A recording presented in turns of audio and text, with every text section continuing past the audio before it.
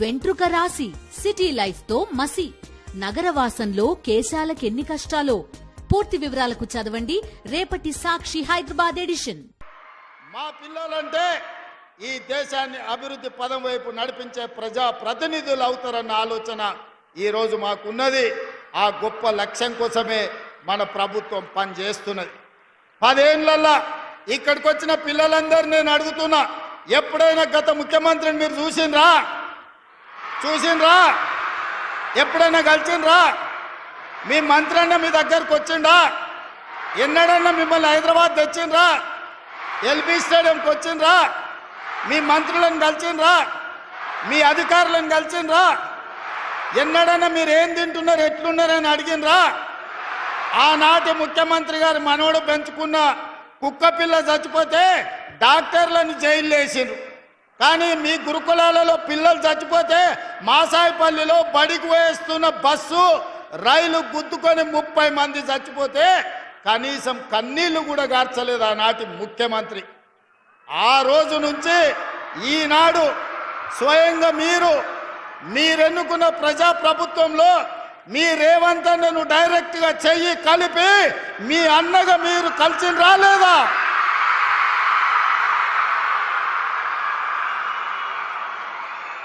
మీ మధ్యలోకి ఇట్లా నడుచుకుంటూ వచ్చి మీ రేవంత్ అన్న మీతో చెయ్యి కలిపిండా లేదా?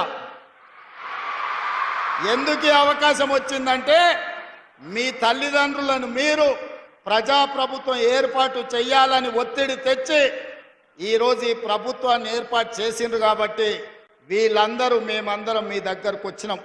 మీరు హైదరాబాదు నగరానికి వచ్చిండ్రు. మీరు ఎల్బీ స్టేడియంలో ఎప్పుడు కూడా ఊహించని విధంగా ఈరోజు మీరందరు ఇక్కడికి వచ్చిండ్రు. మీ టీచర్లు మిమ్మల్ని తీసుకొచ్చిండ్రు. ఇవాళ పండిత్ జవహర్లాల్ నెహ్రూ గారి జయంతి సందర్భంగా ఈరోజు బాలల దినోత్సవం మీ అందరి మధ్యలో కూర్చొని మనమందరం ఈరోజు నిర్వహించుకుంటున్నాం.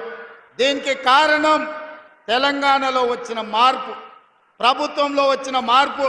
ప్రభుత్వం అంటే ప్రజలకు అందుబాటులో ఉండాలి. ముఖ్యమంత్రి అంటే ప్రజలతో మాట్లాడాలి. ముఖ్యమంత్రి గారు మంత్రులు మీ బాధ మీ కష్టం తెలుసుకోవాలి, మీ అవసరాలను తీర్చాలి. మీ అధికారులు మీరు చదువుకుంటున్న పాఠశాలకు రావాలి.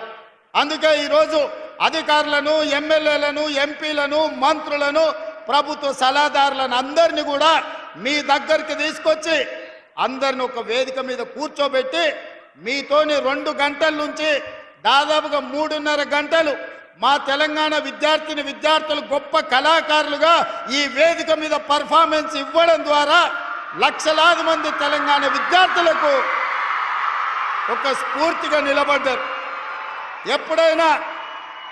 ఎప్పుడైనా మీ రెసిడెన్షియల్ స్కూల్ పిల్లలు ఎల్బీ స్టేడియంలో పర్ఫార్మెన్స్ చేసిండ్రా? మీ కళల్ని ప్రదర్శించిండ్రా ఎప్పుడన్నా? కానీ మీ రేవంత్ అన్న మీకోసం ఇంత గొప్పగా ఏర్పాటు చేసి మీలో ఉన్న కళాకారులను వెలికి తీసి తెలంగాణకు ఆదర్శంగా తీర్చిదిద్దాలి అని మీకు ఇవాళ అవకాశం ఇచ్చిన మాట వాస్తవం కాదా?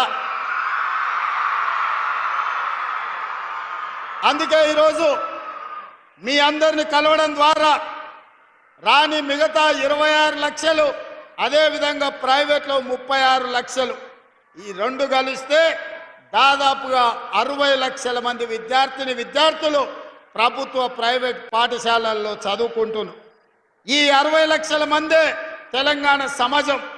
ఈ 60 లక్షల విద్యార్థులలోనే డాక్టర్లు, లాయర్లు, ఇంజనీర్లు, ఐఏఎస్లు, ఐపీఎస్లు, ఎమ్మెల్యేలు, ఎంపీలు, తెలంగాణ రాష్ట్రానికి కాబోయే ముఖ్యమంత్రులు మీలోనే ఉన్నారు.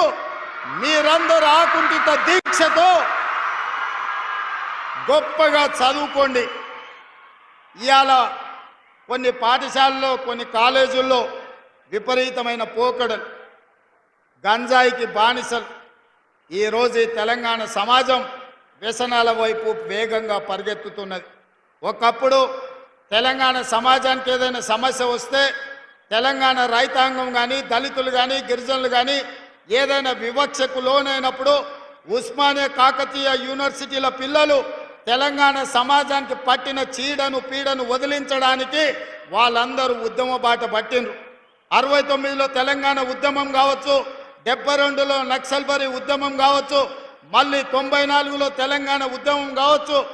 ఈనాటి తెలంగాణ రాష్ట్రంలో తెలంగాణ రాష్ట్ర సాధనలో సమిధలైన శ్రీకాంతాచారి, ఈశాన్ రెడ్డి, వేణుగోపాల్ రెడ్డి, కానిస్టేబుల్ కిష్టయ్యలు, యాదయ్యలు, ఉస్మానియా, కాకతీయ యూనివర్సిటీల నుంచి వచ్చిన వాళ్ళే.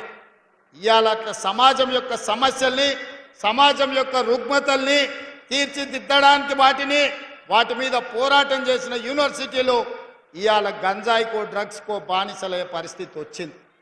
మీరు యుక్త వయసులోకి వస్తున్నారు.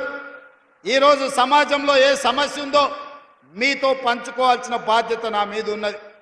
మీ తల్లిదండ్రులు, మా తల్లిదండ్రులు వ్యసనానికి బానిసలై తాగుడు ఒక వ్యసనంగా మారి మధ్యతరగతి, చిన్న తరగతి కుటుంబాలను చిన్నాభిన్నం చేస్తుంటే, తాగుడే ఒక సమస్యగా ఉన్న సందర్భంలో చదువుకుంటున్న విద్యార్థులు ఈరోజు గంజాయికి బానిసలయ్యే పరిస్థితి రాష్ట్రంలో వచ్చింది.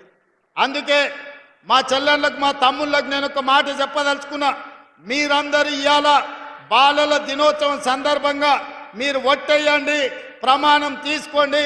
భవిష్యత్తులో మీరు ఎలాంటి వ్యసనాలకు బానిసలము కాము, సమాజానికి ఆదర్శంగా ఉంటాము, ఉన్నత చదువులు చదువుకుంటామని చెప్పి మీరందరూ కూడా పెద్ద ఎత్తున చప్పట్లతో నాకు మాట ఇవ్వాల్సిందిగా మిమ్మల్ని అందరినీ కోరుకుంటున్నా. గట్టిగా, ఇంకా గట్టిగా చప్పట్లు కొట్టండి. మీడియా మిత్రులకు వినిపించాలి. వాళ్ళు ఇంకా వింటున్నట్టు లేరు, అక్కడిక్కడ చూస్తున్నారు. మేము వ్యసనాలకు దూరంగా ఉంటామని మా చెల్లెళ్ళు, మా తమ్ముళ్ళు పెద్ద ఎత్తున చప్పట్లతోని ఫామ్ హౌస్లో పండుకున్న చంద్రశేఖరరావుకు వినిపించేటట్టు మొన్న జరిగిన దీపావళి సందర్భంగా సారా బుడ్లతో, కొకేన్తో దావతులు చేసుకున్న వాళ్ళు గుండెలు పగిలేలా మీరు చప్పట్లు కొట్టండి. వ్యసన పరులకు మీరు సింహ స్వప్నం కావాలి. ఈ వ్యసన పరులను ఖచ్చితంగా కఠినంగా అణిచివేస్తామని చెప్పి ఈ వేదిక మీద నుంచి నేను చెప్పదలుచుకున్నా. మిత్రులారా, ఇక్కడికి వచ్చిన విద్యార్థులారా, ఈ ప్రభుత్వం మనది. ఈ ప్రభుత్వం మనం తెచ్చుకున్నది. ఈ ప్రభుత్వం నాటి మొదటి ప్రధానమంత్రి పండిత్ జవహర్లాల్ నెహ్రూ గారి నుంచి మొదలు పెడితే మన్మోహన్ సింగ్ గారి వరకు పేదల కోసం, సోషల్ జస్టిస్ కోసం పాటుపడిన ప్రభుత్వం. ఈరోజు అందుకే సమాజంలో వస్తున్న మార్పును, సమాజం నుంచి వస్తున్న డిమాండ్ను దృష్టిలో పెట్టుకొని కులగణన సర్వే, ఇంటింటికి సర్వే కోసం ప్రభుత్వ అధికారులు వస్తున్నారు. 85,000 మంది ఈరోజు క్షేత్రస్థాయిలో పనిచేస్తున్నారు. 8,500 మంది వాళ్ళను పర్యవేక్షిస్తున్నారు.